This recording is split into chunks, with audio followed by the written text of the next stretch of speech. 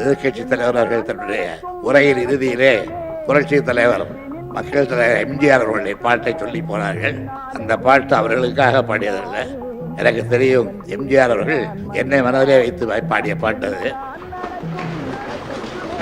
ஏனென்றால் என்னுடைய 40 ஆண்டு கால நண்பர் அல்லவா. இன்னும் சொல்ல போனால் திராவிட முன்னேற்ற கழகத்தினுடைய தேர்தல், கட்சி தேர்தல் நடைபெற்ற போது தலைவராக நான் தான் வர வேண்டும் என்று அதற்காக பாடுபட்டவர், அதற்காக ஆட்களை சேர்த்தவர். அந்த நன்றி இன்றைக்கு எனக்கு உண்டு, சாகர வரையிலே உண்டு. என்னதான் நடக்கட்டுமே, இருட்டில் நீதி மறைகட்டுமே, தன்னாலே வெளிவர தயங்காதே, ஒரு தலைவர் இருக்கின்றால் மயங்காதே, ஒரு தலைவி இருக்கின்றால் மயங்காதே என்று சொல்லவில்லை, ஒரு தலைவர் இருக்கின்றால் மயங்காதே என்று அன்றைக்கு என்னை குறிப்பிட்டு சொன்னார். இதை இந்த அவையிலே உள்ள உறுப்பினர்கள் எம்ஜிஆருடைய அந்த நம்பிக்கையான வார்த்தையை ஏற்றுக்கொண்டு இந்த அவையை சிறப்பாக நடத்த வேண்டும் என்று கேட்டுக்கொண்டார்.